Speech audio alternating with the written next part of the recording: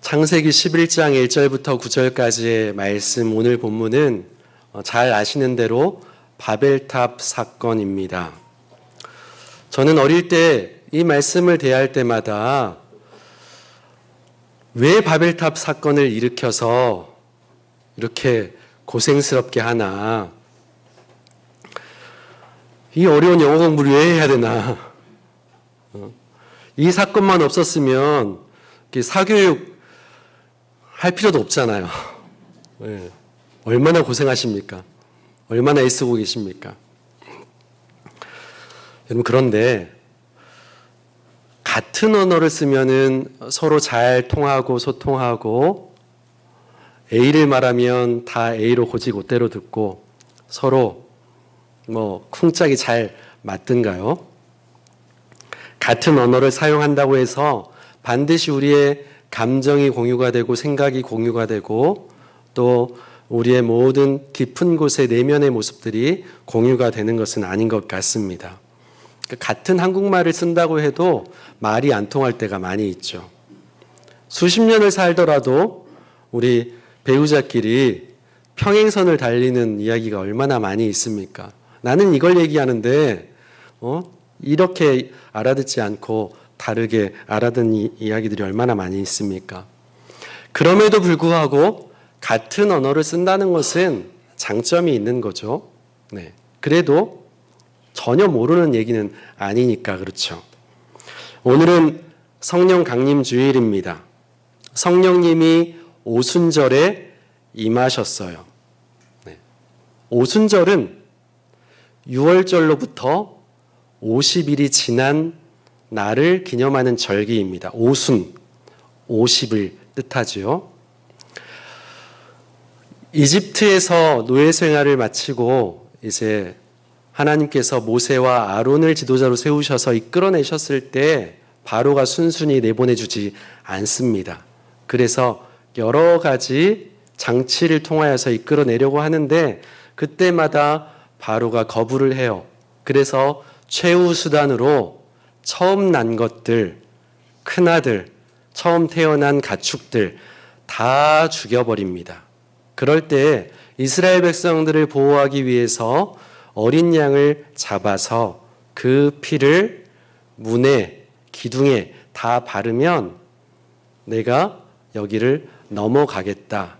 이 어린 양이 대신 죽은 거라고 치고 패스오버, 유월, 넘어가겠다. 그래서 이스라엘 백성들이 안전하게 다 탈출하지 않았습니까?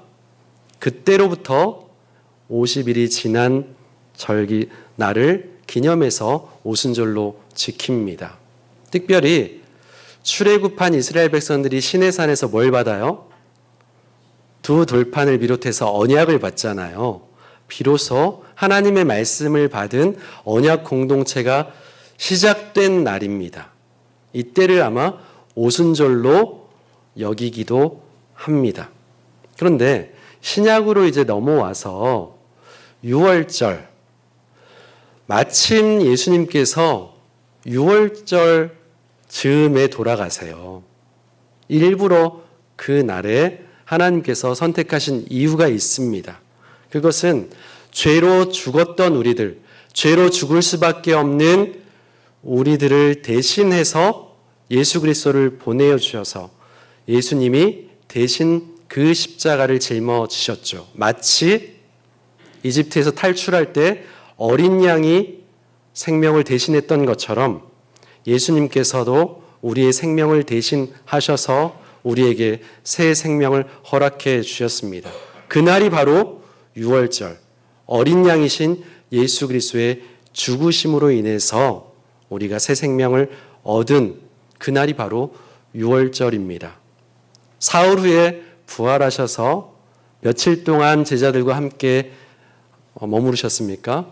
40일 동안 머무르시면서 하나님 나라의 일을 증거하시고 가시기 전에 보혜사 성령님, 내가 가면 또 다른 보혜사를 너희에게 보내주겠다 약속해 주세요. 보혜사는 늘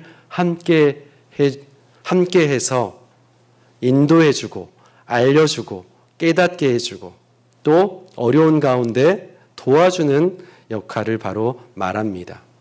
예수님께서 그와 같은 역할을 해주셨다면 이제 두려움 가운데 처해져 있을 얼마나 겁이 났을까요?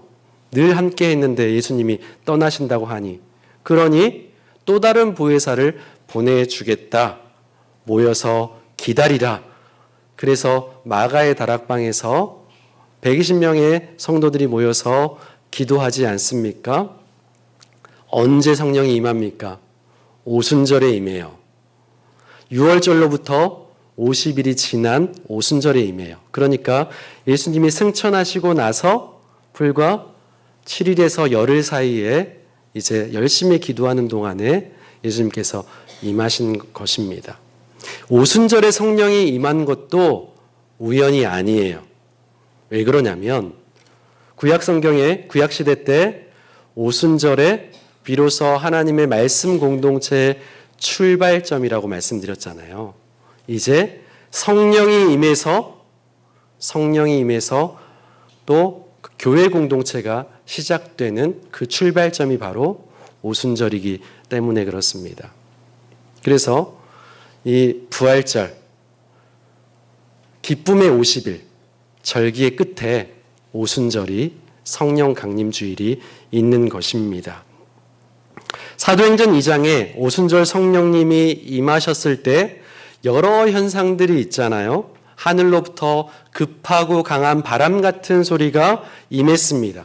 그리고 불의 혀처럼 갈라지는 것들이 기도하는 각 사람의 머리에 임했습니다.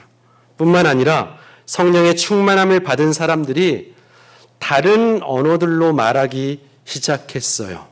여러분, 이게 중요한데요. 절기 때만 되면 흩어졌던 디아스포라 유대인들이 성전에 하나님을 예배하러 모입니다. 오랫동안 흩어져서 그곳에서 정착하고 살았기 때문에 유대 말을 다 잊어버렸어요. 이제 현지 말에 익숙합니다. 우리나라 민족들도 이주민들, 이민자들 2세대, 3세대, 4세대로 넘어가면 넘어갈수록 어떤가요? 우리 말에 이제 익숙하지 않아요. 현지 말에 익숙해집니다.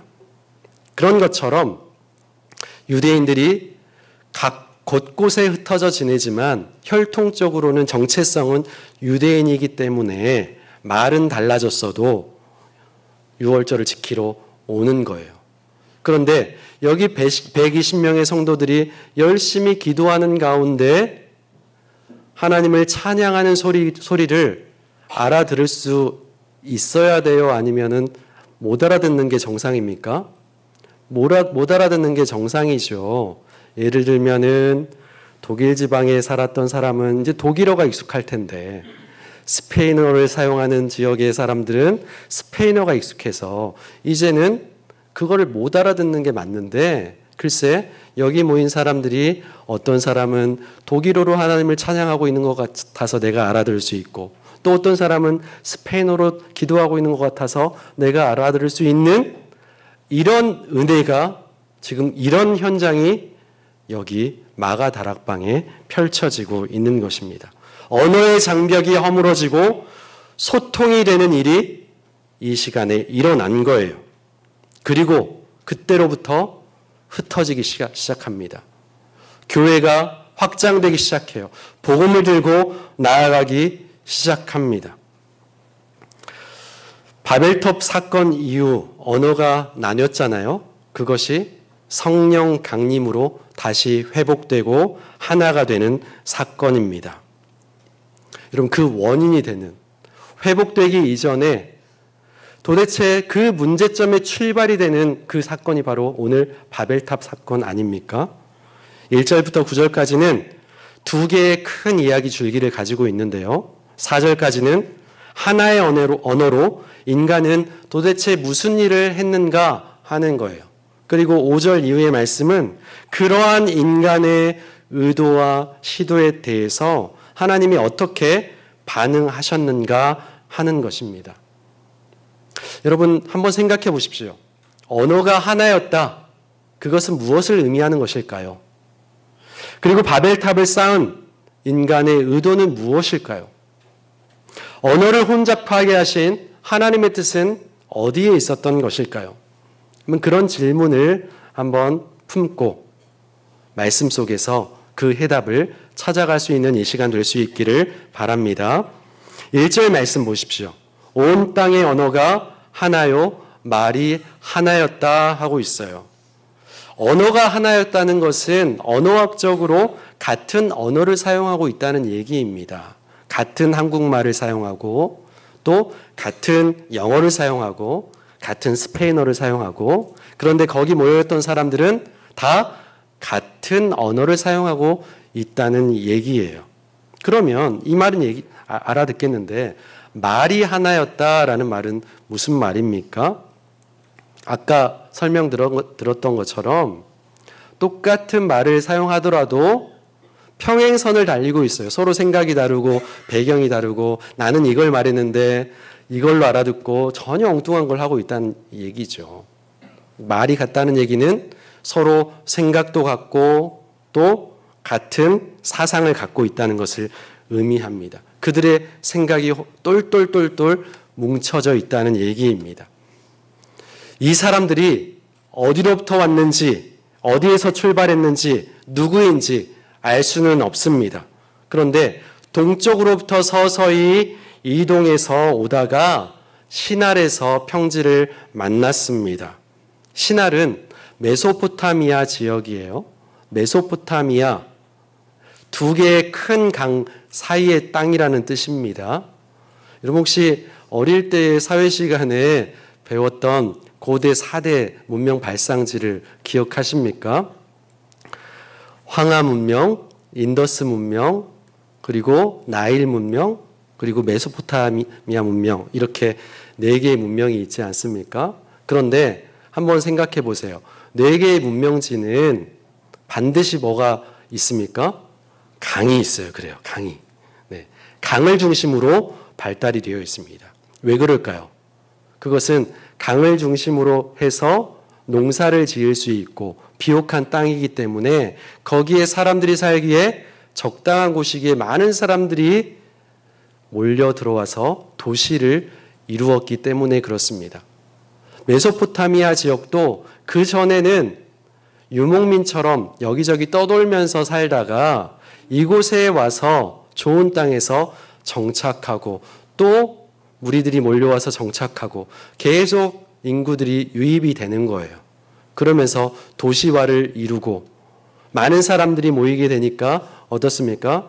지식이 쌓이고 그러면서 점점 발달이 되는 겁니다. 엄청난 문명의 발전을 이루게 돼요. 그때 서로 이야기합니다. 자, 벽돌을 만들어서 견고히 굽자. 이렇게. 여러분 이게 아무 말 아닌 것 같지만 엄청난 얘기예요. 네. 놀랄 만한 이야기입니다. 그동안에는 집을 어떻게 지으며 살았을까요? 그저 자연 동굴을 들어가서 살거나 아니면 굴을 파서 살거나 아니면 나뭇가지를 꺾어다가 얼기설기 올리고 그 위에 잎을 올려가지고 그저 추위만 겨우 피할 정도로 살거나 그 다음에는 또 돌을 주워다가 쌓아서 살거나 그 사이에 송송 추운 바람들이 있으니까 진흙을 이겨가지고 메워서 살기도 했겠죠. 그 다음에는 더 발전을 해서 진흙을 말려가지고 돌을 만듭니다. 그래가지고 이제 쌓아가지고 집을 짓습니다. 여러분, 여기까지 어떤 집을 짓더라도 굉장히 튼튼한 집은 되지 못해요. 그런데 돌을 말리는 것에서 이제 굽는 것으로 넘어가는 순간 전혀 다른 이야기가 돼버리는 거예요. 돌은 굉장히 단단하죠. 그런데 모양이 서로 같지가 않아요. 그러니까 돌을 쌓다 보면은 여기저기 구멍들이 많이 생깁니다. 그렇다고 해서 촘촘하게 쌓자고 흙을 빚어가지고 말려가지고 쌓는 것은 촘촘하게 쌓을 수는 있더라도 그게 돌처럼 강하지는 못해요. 그걸 한꺼번에 이뤄낸 게 바로 벽돌을 구운 겁니다. 이제는 원하는 모양으로 벽돌을 찍어서 또 돌처럼 단단한 집을 쌓아 올릴 수 있는 거예요. 엄청난 획기적인 일입니다. 뿐만 아니라 그동안 진흙을 발라가지고 이 벽돌과 벽돌을 이어 붙여야 될 거 아니에요. 접착제 역할을 해야 될 거 아닙니까? 그런데 이제는 역청, 중동 지방에는 석유가 나는 지역이잖아요. 그러니까 아스팔트 재료를 이렇게 이어 붙이면은 훨씬 더 잘 달라붙습니다. 그러니 이제는 건물 재료도 이어 붙일 재료도 완벽하게 갖추어졌어요. 그러니 우리는 뭐든 할 수 있다, 이렇게 생각하게 되는 것입니다.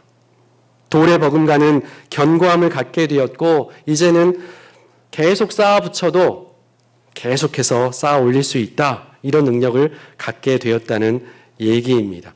돌을 구하기 위해서 멀리 가지 않아도 돼요. 돌이 없는 지역이지만 얼마든지 높은 건물을 지을 수 있게 된 것입니다. 우리는 뭐든 할 수 있어, 자신감을 갖게 되었어요. 그래서 어떤 생각까지 하게 되는 겁니까? 자, 성읍과 탑을 건설해서 그 탑 꼭대기를 어디에 닿게 하자? 하늘에 닿게 하자. 하늘에 닿게 하자. 그런 다음에 두 가지 이유를 밝히고 있습니다. 누구의 이름을 내고 우리의 이름을 내고 온 지면에 흩어짐을 면하자, 이렇게 이야기합니다. 여러분, 이름을 낸다는 것은 명성을 넣는 거죠. 내가 칭찬을 받는 것입니다. 누구나에게 있는 본성이에요. 내가 했던 일이 밝혀지기를 원하고, 내가 했던 선행이 드러나길 원하고, 내가 했던 좋은 일들이 다른 사람들로부터 칭찬받기를 원하는 것이 우리 인간의 본성이에요. 겉으로는 그렇지 않기를 바란다고 이야기를 하지만 속으로는 그게 밝혀지지 않고 또 인정해주지 않는다면 내심 서운하기도 하고 속상하기도 한 것이 바로 우리의 본성이에요. 그런데 여기 공공연하게 바벨탑을 쌓음으로써 우리의 이름을 드러내자, 우리의 이름을 알리자, 우리가 이만큼 능력 있는 민족이라는 것을 알리자, 이렇게 교만의 극치를 달리고 있는 것입니다. 그리고 흩어지지 않게 하자는 것은 지금까지 이루어 놓은 이것들을 계속 유지하기를 원한다는 거죠. 흩어지지 않도록 하자는 것은 앞선 노아의 홍수로 인해서 멸망을 당해야 했던 과거 역사를 되풀이하고 싶지 않다는 의미이기도 합니다. 홍수가 닥치더라도 높이 건물을 지으면 어떻게 살 수 있어요? 고층으로 계속 올라가기만 하면 우리는 살 수 있어. 큰 비가 와도 우리는 살 수 있어. 그렇게 생각하지 않았을까요?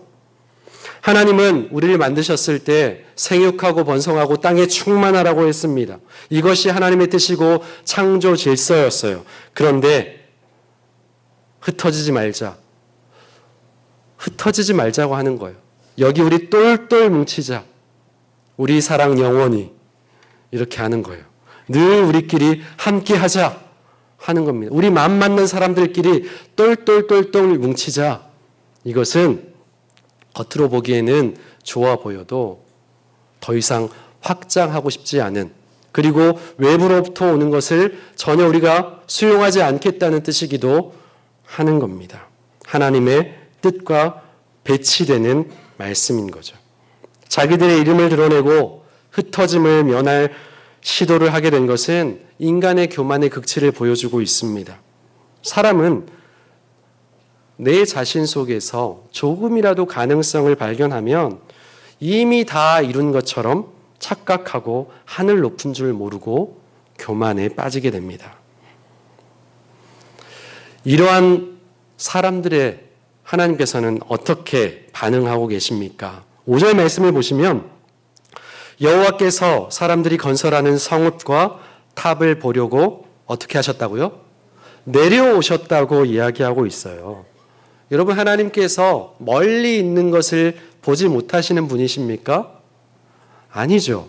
다 보고 계시고 아시는 하나님이십니다. 그런데 왜 내려오셨다고 표현하고 있는 것일까요? 우리가 해외여행이나 또 제주도 여행을 갔다가 다시 돌아올 때 착륙하기 직전에 어떻습니까? 건물들이 조그맣게 보이죠. 그 건물이 높고 낮음이 잘 알아챌 수 있을 만큼 금방 이렇게 보게 됩니까? 아니죠. 네. 높낮이가 구분이 안 돼요. 멀리서는. 비로소 가까이 내려가야지만 이 건물이 높은 건물이었구나 알게 되는 거예요. 그런데 비행기의 높이에서도 하물며 그렇게 보이는데 높으신 하나님의 시선에서 아무리 높이 쌓은 건물이라 할지라도 그것은 미약하고 아무것도 아니라는 것을 지금 보여주고 있는 것이죠. 지금 많은 사람들이 모여서 탑을 높이 쌓아 올려가는 과정에 있습니다. 여호와께서는 위험성을 알아차리십니다. 성읍과 탑을 건설하고 있지만 앞으로 어떤 일을 벌일지 모른다 생각합니다. 그저 탑 하나 쌓는 것 같지만 근본적으로는 이것이 하나님을 벗어나 자기들만의 왕국, 자기들만의 세상을 세우려는 시도예요. 지금은 탑을 건설하지만 이후에는 하나님을 대적하는 그 어떤 일도 할 수 있겠다는 표현인 것입니다.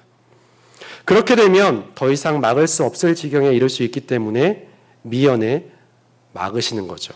그래서 여호와께서 결심하십니다. 7절 말씀 보십시오. 자, 우리가 내려가서 거기서 그들의 언어를 혼잡하게 하자.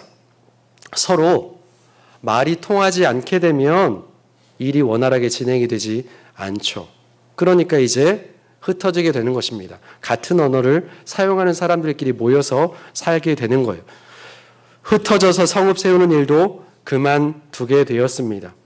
이러한 하나님의 결심은 처벌인 동시에 심판인 동시에 더 심한 죄악에 빠지지 않게 하기 위한 예방적인 조치입니다.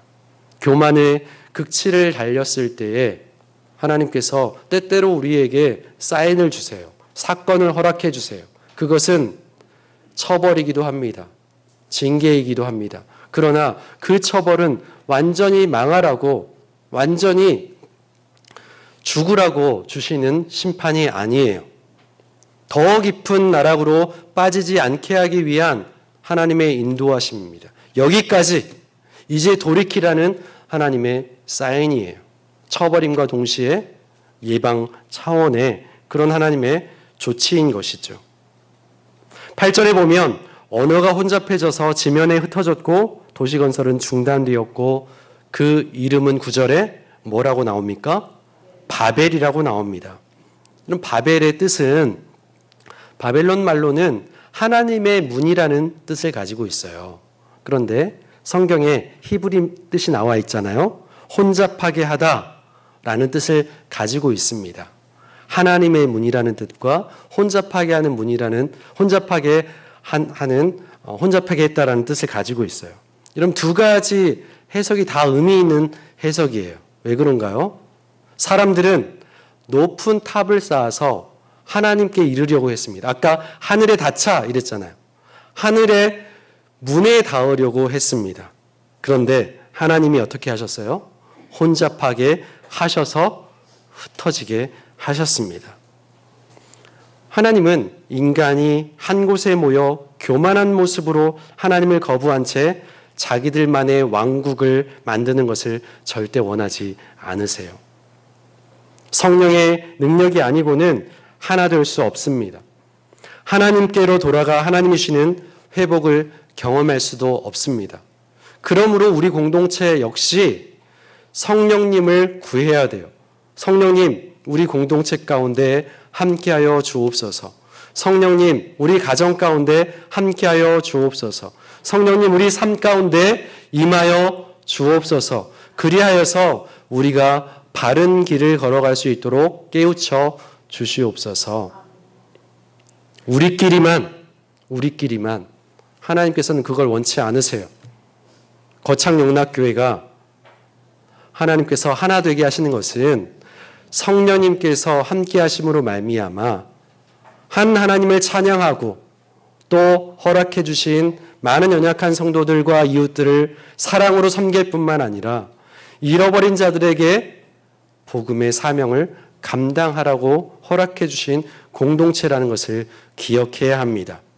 우리끼리만 잘 살자, 우리끼리만, 이것은 결국 교회를 깨트릴 수 있다는, 교회를 깨서라도 하나님께서 복음의 사역을 이루게 할 것이라는 것을 오늘 말씀을 통해서 이야기하고 계십니다.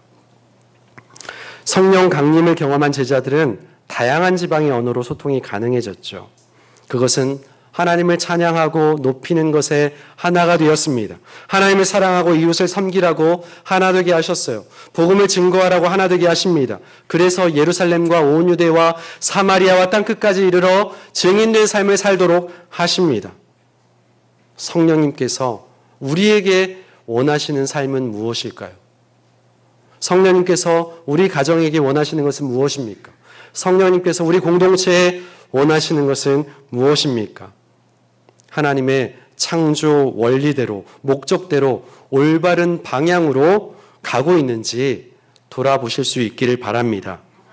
불통 가운데 있다면 성령님이 하나 되게 하셔서 사랑으로 소통하게 하도록 하신 그 은혜가 있기를 소망하십시다. 그리고 교만한 마음이 있었다면 내려놓게 하셔서 겸손의 모습으로 하나님의 뜻을 이루어 나가실 수 있는 우리 삶의 여정이 될 수 있기를 주님의 이름으로 축원합니다. 아멘. 기도하겠습니다. 하나님, 우리의 삶의 자리에 찾아와 주셔서 우리에게 진리의 말씀으로 말씀하여 주시고 연약할 때마다 살펴주시고 인도하여 주시니 감사합니다. 하나님, 성령 하나님께서 가르쳐 주신 대로 우리 안에 교만을 꺾어주시고 겸손한 마음으로 다시 한번 공동체를 세워나가게 하여 주시고 복음의 사명을 감당할 수 있도록 인도하여 주시옵소서. 성령님이 임하심으로 말미암아 우리의 삶에 회복이 일어나게 하여 주시고 또 우리 주변이 치유되는 은혜가 있도록 인도하여 주옵소서. 예수님의 이름으로 기도합니다. 아멘.